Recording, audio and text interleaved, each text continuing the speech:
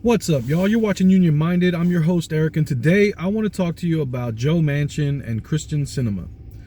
I want to talk to you about these two senators because they are the single reason that working folks got very little help during the Biden administration. Both of these two senators voted against Build Back Better, which would have changed. It would have been change as big as when the New Deal was passed. That's how much was in that bill for Build Back Better. Instead, we got the Inflation Reduction Act, and it was because of these two senators. Now, I would argue it goes deeper than that. They play the villain. They play the villain. That's their role. That's what they do. It does one of two things. It gives the entire Democratic Party cover when the rest of the senators vote in favor for a particular bill that helps working folks, but they always know they have a villain in there somewhere that's going to vote with the other side in order to kill these bills. Now, these two are your villains for 2020 through 2024. This is their latest and probably last great act of villainy. But I want you to walk away from this understanding that the entire system is bought. As far as our government goes and our regulatory agencies, there are good people working in those agencies that are trying to fight, but by and large, the influence of the ruling class's money outweighs everything in those institutions. And so we're not going to get solutions top down the way people think. They think they vote in a savior and everything changes and everything happens. That's not the case. You have to build it from the ground up. But in order to start building it from the ground up, we have to understand what's being done to us. Divide and conquer is an old strategy. Running these types of games is an old strategy.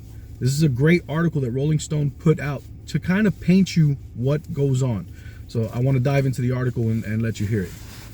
Hardly working. Manchin and Sinema screw Biden yet again, giving Trump control of Labor Board. The outgoing independent senators knifed the president's Labor Board nominee as they exit Congress. Senator Kyrsten Sinema of Arizona and Senator Joe Manchin of West Virginia on Tuesday voted not to confirm President Joe Biden's renomination of Lauren McFerrin as member of the National Labor Relations Board. The one thing that was so good about the Biden administration was the NLRB. That was like the shining star of that administration, the thing that actually showed that the government can work for working people. The nays from the pair of independents who both declined to run for re-election in 2024 will block continued control of the labor regulator by Democrats, their former party, which they've still caucused with, and paves the way for President-elect Donald Trump's next administration to strip worker rights while pursuing an anti-union agenda. McFerrin is the current chair and one of 3 Democrats serving on the NLRB, which enforces labor law as a federal agency. Ordinarily, the board has 5 members, each nominated to a 5-year term by the sitting president, but there are only 4 at the moment, including 1 Republican. Cutting McFerrin's tenure short allows the GOP to gain a 3-member majority instead of preserving a Democratic advantage through 2026. Why is that important? Because Republicans are anti-union and Democrats are minimalist pro-union. At least there's weight on the Democratic side, and that's a side that we can influence to get pro-worker, pro-union legislation through. Okay, that's why. Sinema, who hadn't cast a vote in the Senate since before Thanksgiving, apparently showed up specifically to side with Republicans against McFerrin's appointment, with Manchin then arriving late to deliver the tie-breaking blow for a final tally of 49 in favor and 50 against.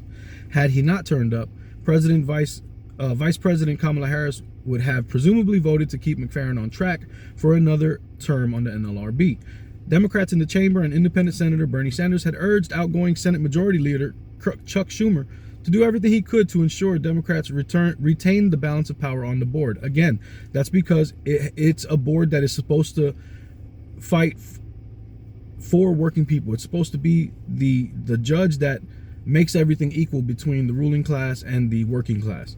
And I want y'all to stop and think about this for a second. When I say working class, I'm talking about working poor, middle class. I'm talking about if you have to work for a living, you are in the working class. We have to stop separating ourselves and thinking because we have a good paying job that we're not working class or that we're not poor.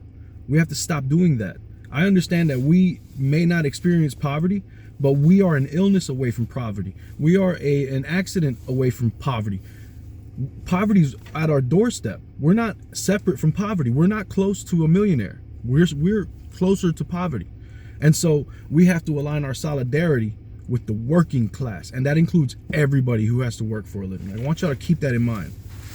It's hardly the first time Manchin and Sinema have aligned to thwart Democratic plans in the Senate. Most infamously, in 2022, they joined Republicans in voting down a proposed one-time change to the filibuster that would have cleared the way for two major voting rights bills. The legislation was aimed at ensuring free and fair elections after Trump's lies about the 2020 election being stolen led to GOP politicians and officials cracking down on voter access across the country. They did a lot of voter purges, and there was bills to ensure voting rights, and these two villains of this tenure voted against that as well. Both senators also have a record of failing to support workers' rights and deferring to corporate interests. Manchin, who has made millions from his family's coal waste brokerage company, Systems over the years, previously allied with Republicans to kill a progressive labor reform that would have held huge companies like McDonald's liable for the labor conditions imposed by their franchisees or subcontractors.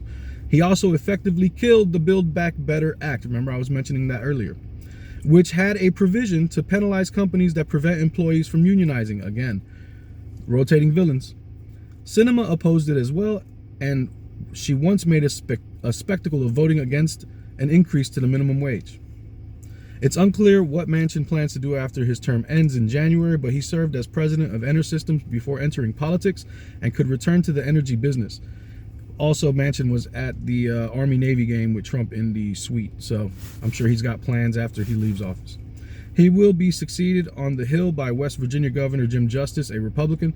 Sinema set to be replaced by Democrat Ruben Gallego, once allegedly told Senator Mitt Romney that she could do anything once she had left office, explaining, "I can go on any board I want to. I can be a college president." An aide to Sinema suggested that this personal conversation, reported in a 2023 political biography of Romney, had been misconstrued. Sure.